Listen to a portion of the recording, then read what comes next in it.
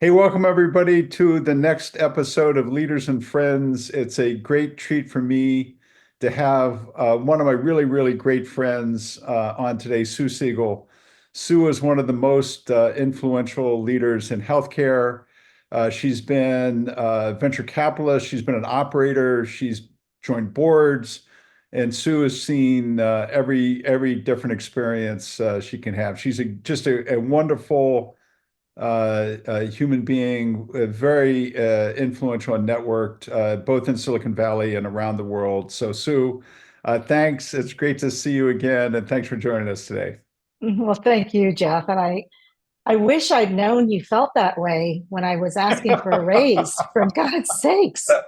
But Well, honestly, the but consequences are lower now, so we can do these things, right, Sue? So well, but thank you. Really, I'm so pleased to be able to join you on this podcast, and I'm great, thrilled overall. So I'm looking forward to this discussion. great.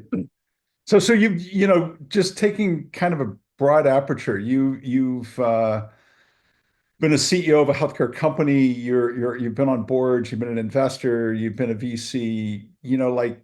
You've got kind of one of the most versatile careers of anybody I know. Like, how did you pick a path when you picked it? How did you build the kind of competency that allowed you to kind of move across different roles? And maybe just tell people how you built, a career this broad and this deep. I couldn't hold a job down, could I? I mean, seriously. um, my parents encouraged me to be an academic because they were both academics. They were professors. My father was a professor in physical chemistry and quantum mechanics. My mother was an educator in biology and physics and chemistry.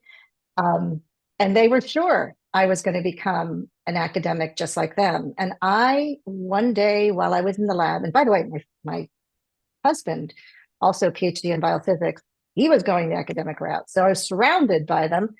And what I realized fairly early on while I was in the lab was that was not for me. Um, and someone, thank goodness, came into the lab and said to me, "Have you ever considered a career in business?" And I thought, what is business? And we got into a conversation and we ended up, they invited me to go out and interview. This was a company called Bio-Rad, a small company at that time, now a pretty big company.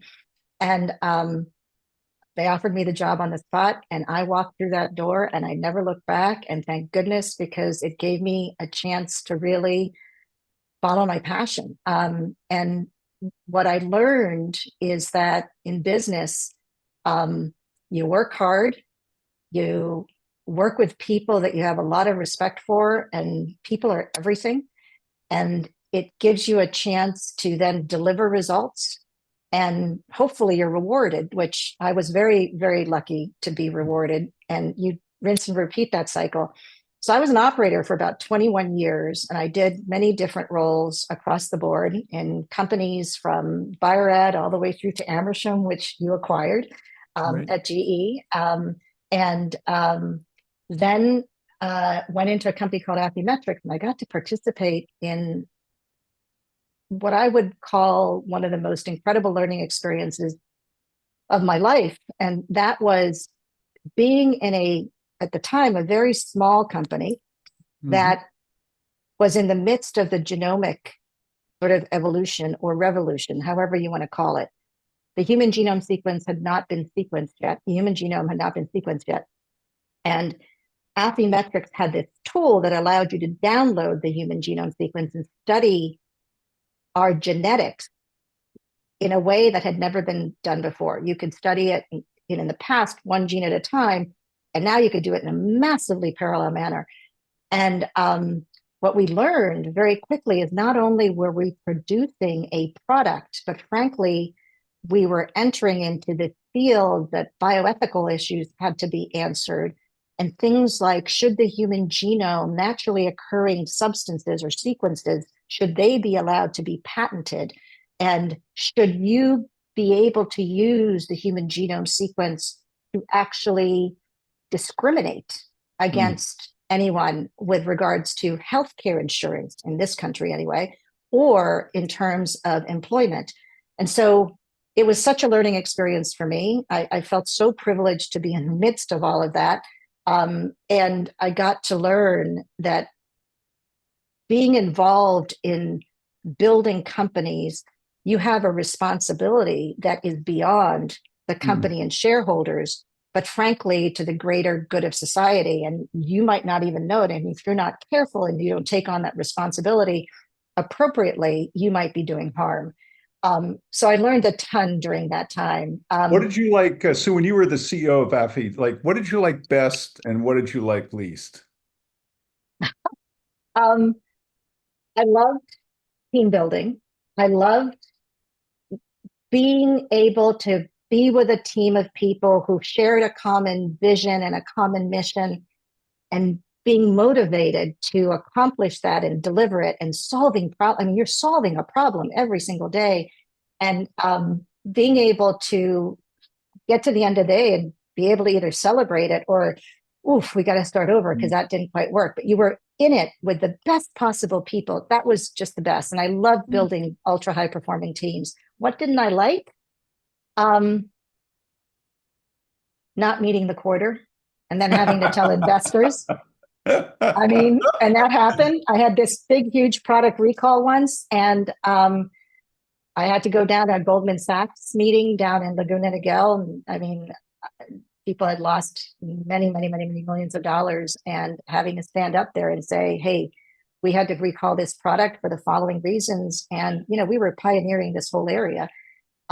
And so we came upon a problem that no one else had come upon, but yet it was our product. So we had to take responsibility. And I made the decision to recall the product. And I didn't like that. I'll be honest. It was one of the memories that I have standing in front of these Yeah. investors who were counting on a breakout quarter, and we just weren't going to make it. People And don't so realize how responsible you feel when you're a CEO, how horrible it makes you feel when you disappoint people and things like that. So you pivot to an investor, Sue. So you've been an operator and now you're an investor. Like, how frustrating is it when when you're like investing in a company and you want to say, hey, you move over for a while, let me drive the car. And how do you balance, kind of your animal instincts, let's say? I well, you're being very honest there. And yes, I've had that sense many times. But what I would say is the following. One thing, being an operator gave me the opportunity to understand the shoes that these entrepreneurs are walking in and how difficult it really is. Particularly when I was investing, it was really early stage. So they're trying to figure out, how do I pay people? They're trying to figure out, like, what's my brand? So they are deep into building their company. And I learned early on that you have to be willing to walk alongside them and not be the person that's in their seat. Um, and the other thing that investing taught me, and I'm so grateful for having had the experience, is that the timelines between operating and investing are quite different. And you experience this, Jeff. Mhm, It's as an operator, you are delivering to the quarter and to the year. Let's be clear. mhm, And as an investor, your timelines are much longer. You don't even know if you're going to be successful until 5 or 6 or 7 years out. And the times that you aren't able to mark up the company because it's not doing as well as you'd like. I mean, those are long periods of time. And sometimes mhm, you cannot control those because of the cyclical nature of the actual industry that you're in. So, but it taught me so much. It taught me to look strategically, much more so. It taught me to understand a portfolio and how to allocate true capital and resources amongst a portfolio of assets that you have.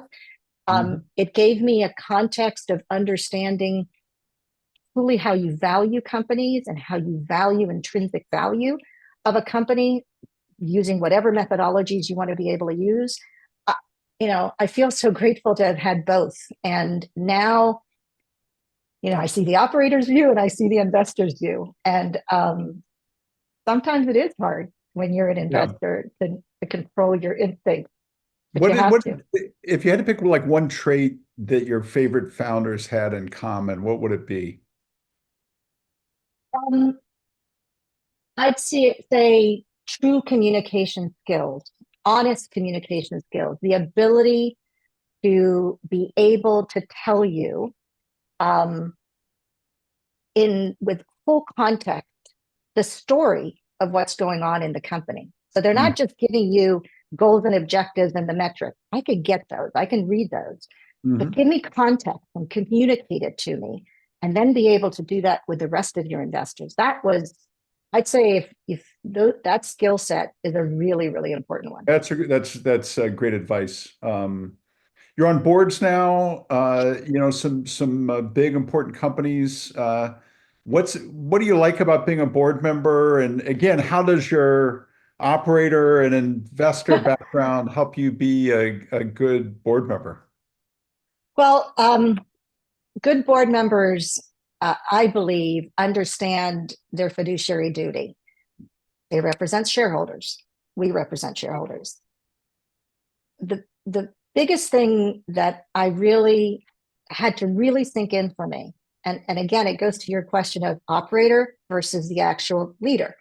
Um, you are not the leader. You are oversight. You are not management. And you have to understand that what you're there to do is represent the shareholders, and you are not there to make the decisions for management. You're there to walk alongside them, to be a partner, to Mhm. ask the brutally honest questions, to provoke them to think so that they can come up with the solutions. You're not coming up with the solutions, but you need to bring context. And if you can bring your perspectives, if they can be helpful, be it on competitors or market trends or whatever it might be, and instances where you experienced tough moments, and you can bring that experience to the equation to help them as they're walking their journey, I think Mhm. that can be very helpful. I think the other thing is boards are a group of people, and that means a lot of times there might be disagreements in the boardroom, and knowing how to navigate those disagreements so that you can work with everybody to come to a common solution that everybody can stand behind to help management get to the right place so that the company is well represented and is doing the best it possibly can and continuing to increase value for shareholders, I think is very, very important. I I had a was going to ask you blast. about that too, because I know one of your companies went through kind of a difficult strategic journey on an acquisition, and kind of like how do you you started it, but this notion of being a good peer, like how do you maintain, kind of like being a good peer, which is what you have to be, I think, to be an effective board member. I learned so much during that time. And most importantly, is that, when you select board members to join you on a board, be sure that they understand that although there's a certain timeline that is typically talked about that you need to spend on boards, it's not the typical you should be waiting for, because you never know the unexpected that will I, come. I always Because say, Sue, picture your board member on their worst day, on your company's worst day. And if that's somebody that you want to be with on the company's worst day, they can be a good board member. But on the good days, you actually don't need your board. It's like it's when the so bad true. days happen. Let me shift gears, Sue, more macro. You've Yeah. lived through, you talked about the human genome, big technical waves. We're in the middle of the AI kind of wave right now. I'm sure you've got perspectives and see it in a certain way. What do you think? How big of a technology is it going to be? What do you think about it in the healthcare context, let's say? How do you view it from an investor standpoint? Those kinds of things. I mean, it's huge. I don't know who uses that word, but it's huge. We've all lived through the internet, um, and that was huge. We lived through mobile. That was huge. I mean, everything shifted to mobile, for goodness Yeah. sakes. I mean, you walk around and you can't do anything without your cell phone, and everything is accessible through your cell phone these days. And AI is even bigger. And, Mm. the question becomes how fast, how real, um, how hyped, and how do you experience it in your day to day versus how do investors look at it? Hmm. Investors are having a heyday right now. I mean, particularly in tech, Hmm. the valuations are astronomical. I mean, Crazy. look at Yeah. OpenAI, look at it, right? Yeah. $150 billion for, the world's most valuable startup right now. And you Yeah. can go on, perplexity raising, uh, um, I'm forgetting something. Oh, Scale AI, even. You Mhm. just keep going, and every single one of them. And so you sit there and you ask, can this party keep going from a valuation standpoint? How do they exit? And I think everyone's asking that question, but yet they all have customers and Mhm. revenue, and that's the telltale sign that it's real. Like, Mhm. people are using it, they're paying for it. Like, I'm a huge fan, even in my day to day, of both ChatGPT and Perplexity. Mhm. I talk to it. I mean, we have conversations, and it's a wonderful learning for me because they're teaching me things all the time. And I pay for it. I pay for it. So it's real. It's real. And I don't think we have even started to feel the impact Yeah. of what it's going to do for us. I think the first impact that we're feeling, particularly in healthcare or in enterprises and corporations across the world, is productivity enhancements, right? Mhm. Efficiency, all the things that you might term back office type Mhm. of effects, where it is replacing um, Yeah. uh, old fashioned methodologies with now just being able to ingest the data and be able to, you know, turn out analytics and Yeah. outcomes in a way that is saving corporations and hospitals Yeah. systems a lot Contact of money. centers and things like that. I mean, just incredible, incredible productivity. It's Sue, remarkable. we're running out of time here, but Yeah. you're such a deep domain healthcare person. It's, I don't know, 20% of the US GDP. We just, in an interesting way, we just had a presidential election where healthcare really wasn't mentioned almost at all. I think we've had Obamacare now for a decade, and it seems to be working okay. Give me kind of like what's your top of mind when you think about the US and healthcare today? Oh, okay. We only have a minute. um, oh gosh, I'm not going to go into the political realm. I'm going to go and talk a little bit about what am I hopeful for. I'm hopeful that we're entering into an age that is more curative than it is just treating chronic disease. And I'm Mm, talking specifically about gene and cell therapy. I mhm, mean, the stuff that's happening there, even what the FDA has approved, and the FDA has been able to tackle this area in a way that no one thought they'd be able to do. But look, Casgevy and Lyfgenia and those treatments have actually been approved for blood disorders like sickle cell anemia and beta thalassemias. And it's much more about longer term treatment than versus the chronic taking a drug and treating them, but not really getting to the depth of the disease. And you're going to see it more and more over time. I mean, I'm hopeful too about all of the things we've just talked about, from, you know, the ability to, for example, digital health. You combine that now with AI and uh, mobile power, and what you're able to do in the world of mental health, and how mhm, much has been done there in terms of opening up access where it's been so limited, particularly in this post COVID time.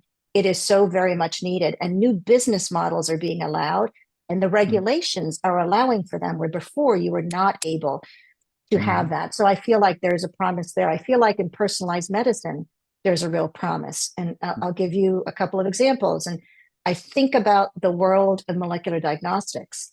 Now, this has been an underrated, and probably the multiples have been very compressed as it relates to value in that world. But molecular diagnostics, when you think about what it's doing, particularly in this time of AI, with all the data that exists in there, the world of biomarkers and the precision which you're going to be able to get from these biomarkers and relate them to specific diseases for specific people for the specific types of therapy. I mean, it sounds very specific, but to be perfectly frank, I fundamentally believe that over time, particularly as you're going to be able to use blood-based types of molecular diagnostics, taking a blood test and being able to say you have such and such a Mm-hmm. disease is going to be remarkable. And It's then you it's a, add in, go no, go ahead. ahead. I'm sorry. Yeah. No, you add into that, the world of AI and drug discovery and Mm-hmm. what it's going to be able to do. The companies like In Vitro, I mean, if you take a look at what they're doing, it's just fantastic. And limit, I mean, we all know it takes 13 years and how many billions of dollars to develop a drug. If you can cut down so much of it at the very beginning and accelerate that time, I'm hopeful for what both technology and new business models are actually going to be bringing to the equation in healthcare. It's such an inspiring answer, Sue, because I think we tend to think darkly about healthcare, but I think when you really look at some of the great science that's underway, we should be really proud of our healthcare industry and very excited about what the future brings. Okay, last we're down to the last question. I know you have two sons that are about 30 years old now, or their late 20s, or things like Yeah, that. yeah. So what advice can you give young leaders on, kind of like how do they build their dreams, and maybe, maybe reaching into some of the secrets of your success over the years? Um, my sons. Yes, I have a 30-year-old son and a 27-year-old son. Very proud of them, to say the least. I'm not sure they listen to me when I give them advice Join the overall, club. but Yeah.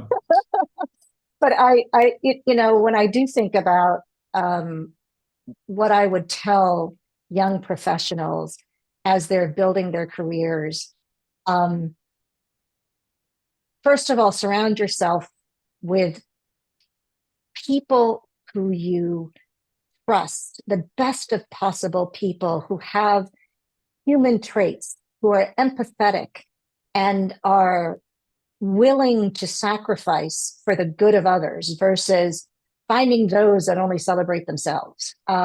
That's one thing that I just fundamentally believe. Seek impact, not glory. It's something I've lived with for ages. Um, Mm-hmm. I also try to be I try to encourage them to make sure they understand how to communicate, that they have to both actively listen, but they have to understand how to story tell. Because in business, if you cannot communicate, if you cannot get your idea across, be it good or bad, in good or bad times, you will potentially hinder your progress of being able to get to the right kind of resolution that you're looking for. So invest in your own communication skills, figure it out. When you're doing these presentations, and we all know that you'll have all the data in the world and you know every single metric. People actually don't want to hear that. They actually want to know, the data, you've done your Mm-hmm. work, but now tell me why it matters. Tell me a story, and they're going to listen to you much better. Um, I try to encourage folks to think about professional generosity. Um, you got to believe in other people's capabilities and be very willing to invest in other people's growth, um, and want to elevate them and celebrate them, because by doing so, you get to learn and you have the privilege of sort of being along on the ride with them. Um, I also say, and this I really learned when I became an investor, but I say it on almost anything else, which is you have to be willing to take risks. And if you're going to go into something, know how you're going to exit. And I Mm-hmm. mean anything, because if you don't know how you're going to exit, you probably haven't thought it through to the end. And that's helped me in many a problem, not necessarily in investing only, but Yeah, in no, many no, a problem. And good then, advice. Jeff, you're a master at this, and you know this to be true. The ability to hire and build strong teams, hire better than you, hire Mm, the best, because they're going to do so much and they're going to enjoy doing it. And then you get to hear and enjoy the ride with them. And those are some of the things that I would say great. overall. I mean, there's many That's great. tenets I That's have, but great, great, great, great, great, great, great advice, Sue. So, so good. So, Sue, thanks for joining us today. I think, for all of our Leaders and Friends audience, Sue is such a great combination of somebody that's so smart, but so human at the same time. It was always so much fun to work with you, Sue, and I hope I owe you lunch when I'm back in California. So I look forward to seeing you again soon. thank you for the opportunity to be here. It's just a pleasure to be with you, Jeff. And I've Great. always been such an admirer. So thank you so much. Thanks, Sue. This is great. Thanks. All righty. Bye bye.